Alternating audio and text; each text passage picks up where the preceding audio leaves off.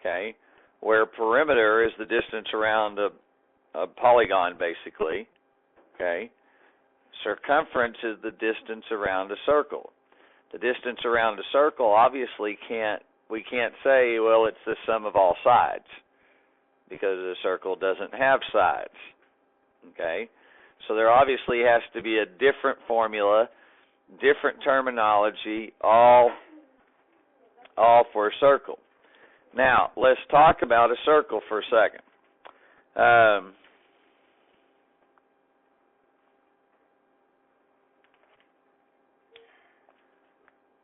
Okay, if you have a circle,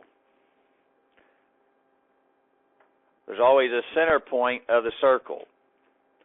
And when you get into pre-cal and calculus, things of that nature, the center point is called the vertex of a circle. Okay? And in fact, I was talking to one of our alumni Sunday, and they were talking about their pre-cal class, and they were saying that, they were having the last test, they were having to find the vertex of a circle, and there's certain formulas how to do that and all that type of stuff, okay? But the center point of the circle, called the vertex, okay, out of that vertex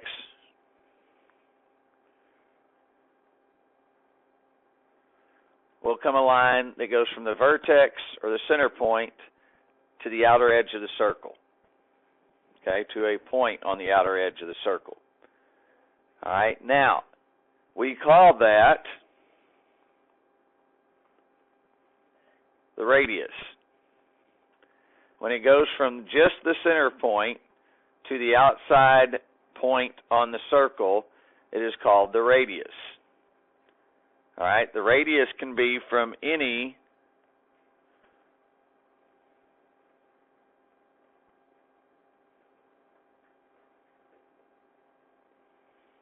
okay.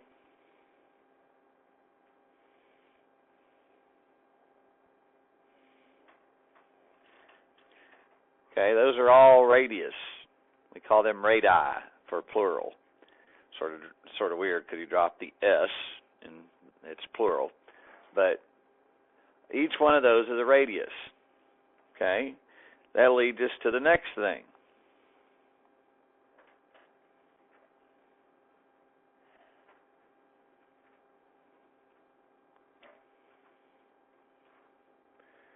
If we have a line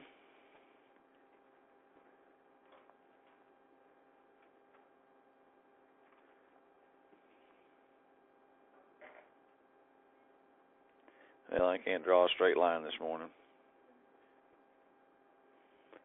Okay, we have a line that goes from the outside edge of the circle through the vertex or center point to the other edge of the circle, straight line.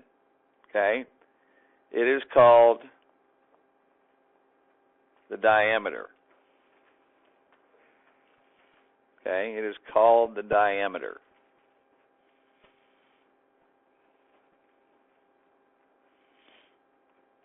Okay, now, for it to be a diameter, it must go through the center point. Okay, it must go through the center point for it to be a diameter. And it must go from one edge of the circle to the other edge of the circle. Now, there is another item that we can do this way.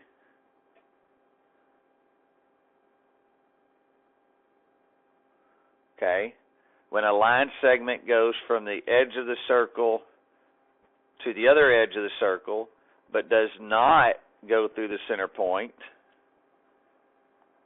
we call this a chord. Okay, the chord goes from one edge of the circle to the other edge of the circle, but does not have to go through the center point or the vertex.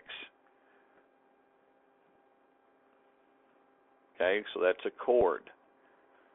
So basically, three things you need to remember about a circle. There'll be more eventually, but for our purposes in 6th grade, three things that we need to consider about a circle is the radius, the diameter, and the chord. Each one of them is a little bit different in their definition. Okay, now, to figure the circumference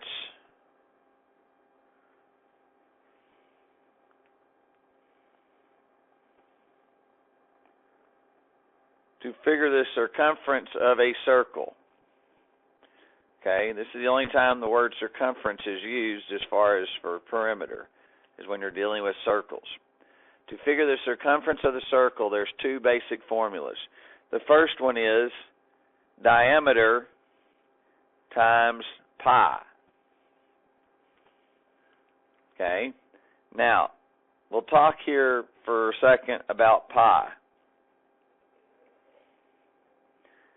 Pi represents the ratio of the circumference to the diameter. Okay, now pi is an approximation. Okay, pi is equal to 3.14 or 22 over 7. 3.14 or 22 over 7.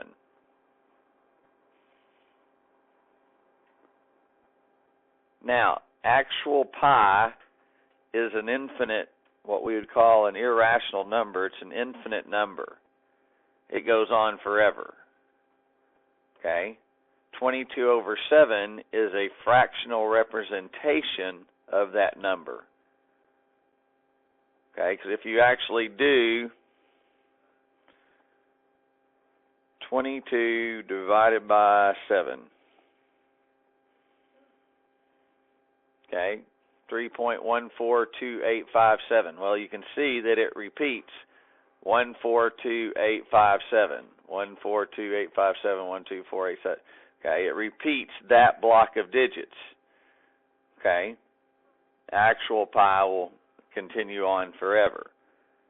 Okay, but that's the fractional representation of pi. Okay, now what it's basically saying is what pi is basically this. If I take, let's see here, I need to find one. Yeah, I'll use that. Actually, I'll use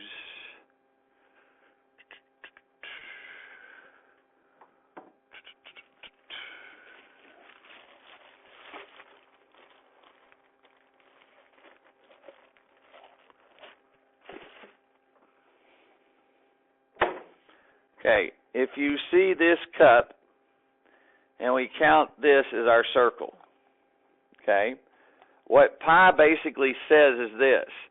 If I take this piece of string, and I go through the center of our cup, and I go to the other side, okay, the length from here over to the other side, I could take that piece of string and start going around the circle like this, and that string would go around the circle approximately 3.14 times. That's for any diameter. Take the diameter of a basketball. Okay, now obviously it's hard to, run a string through the center of the basketball and over to the other side. Okay? But what you can do is I can take a string, run it all the way around the basketball, okay, and measure that string and divide it by 3.14, and that would give me what the diameter would be of the basketball, or it would be close. Okay?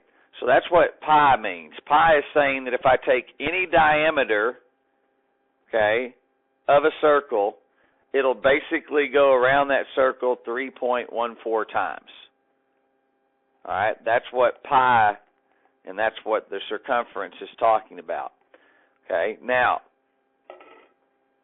so that's one formula for the circumference. The other formula for the circumference is this. Circumference is equal to 2 times the radius times pi. Why would that be another formula for circumference? Why would we take 2 times the radius? If we look at our two figures, our two circles that I drew, with the aid of my computer because I can't draw a good circle. Why would I take 2 times the radius? The original formula was circumference is equal to diameter times pi. Why could I substitute that formula for 2 times radius times pi? Noah? Because two radiuses equal a diameter? Right, correct. 2 radius or 2 radii, okay, equal the diameter. In other words, this right here is 2 radius or 2 radii. But isn't it also the diameter? It goes straight through the center point, goes from one edge of the circle to the other edge of the circle.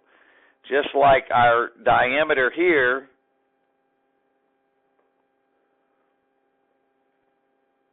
you have 2 radii that make up the diameter. Okay? So basically they're just giving you another way to figure the circumference with the information that we know. Okay?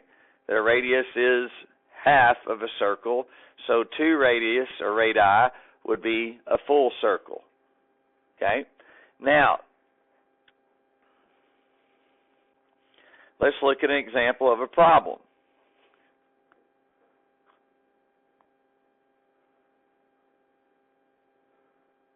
Okay, let's say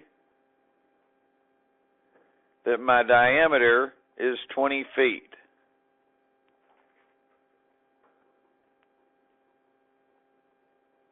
My diameter is equal to 20 feet, and I want to find the circumference around that circle. Okay, well, you would simply do this. We would say circumference is equal to 20 feet times 3.14. Now, if they give you a diameter or a radius as a fraction, then you want to use pi as a fraction. If they don't give you radius or diameter as a fraction, then you want to use 3.14. That's the easiest way to do it. Okay? Now, it's fairly simplistic. You just simply take 20 times 3.14. I'm just going to bring down that 0.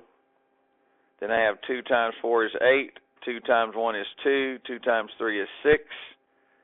And I have 2 decimal places. So I have to move my decimal once, twice. And that gives me 62.80.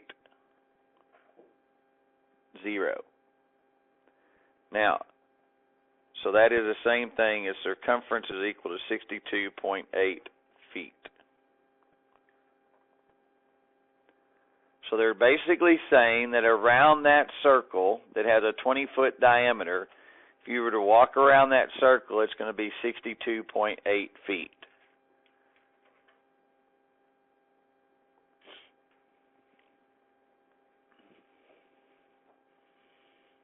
Okay? Now, obviously, it's very important that you know eventually how to find the center point of a circle. Because if we look at mine, that's probably not the center point. It's close, but in all actuality, it looks like this half of the circle is larger than that half of the circle. So it probably needs to be adjusted down here. Okay, but if they've given me that the diameter is 20 feet, it really doesn't matter where I draw it. I don't even really have to draw a picture if I know the diameter is 20 feet. So what would the radius be of this circle?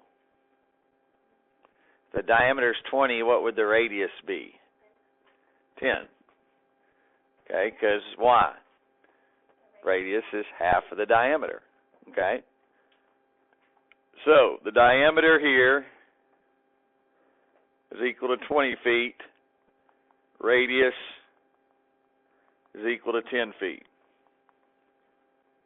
And the circumference is 62.8 feet. All right, let's look at one that has a fraction.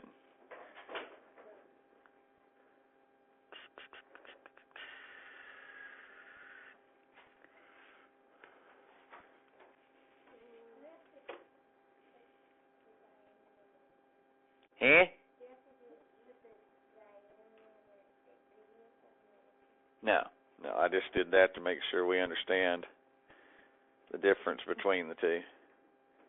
All right, they say my radius is 7/6 inches, I believe. Yeah. 7/6 inches. So they've given me the radius. Okay. So, realistically, you're just going to find the diameter first and multiply it by pi. Okay, because the circumference is equal to 2 times radius times pi. Okay, well, that means my circumference is equal to 2 times 7/6 times, I'm going to use the fraction 22/7. Because my radius is given to me in a fraction, then I need to use pi as a fraction.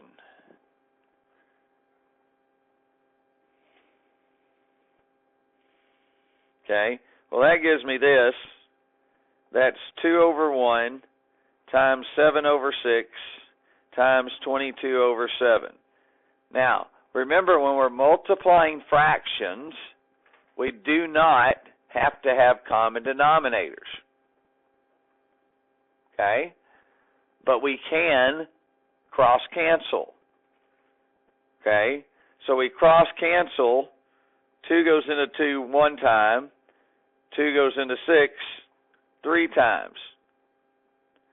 Now I can cross-cancel here. 7 into 7 goes once. 7 into 7 goes once. Okay, so what I'm left with now on top is 1/1 times 1/3 times 22/1. See if they're going to put it in mixed numbered. Yep, I'm going to put it in mixed numbered form. So that gives me the circumference is equal to 22/3 inches. But I have to simplify that. The way I simplify that is to take 3 divided into 22. 3 goes into 22 7 times, be 21, remainder 1 over the 3. So that gives me circumference is equal to 7 1/3 inches. And that is your answer. That is the distance around that circle. Now, let's say you didn't do the cross-canceling. Well, it'd be 2/1 times 7/6. That would be equal to 14/6 times 22/7. Okay, well, if you don't do the cross-canceling here, then you're going to have a fairly large number. Okay? You could also cross-cancel here and go 2 goes into 6 3 times, 2 goes into that 11 times, 7 goes that once, 7 goes into 14 twice. And you still get 2 times 11, 3 times 1. And that's still 22/3. Okay? Either way, you would end up getting 22/3.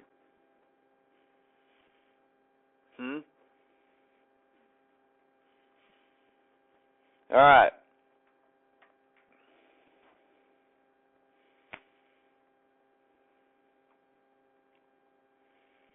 I want you to try number 3 on your own.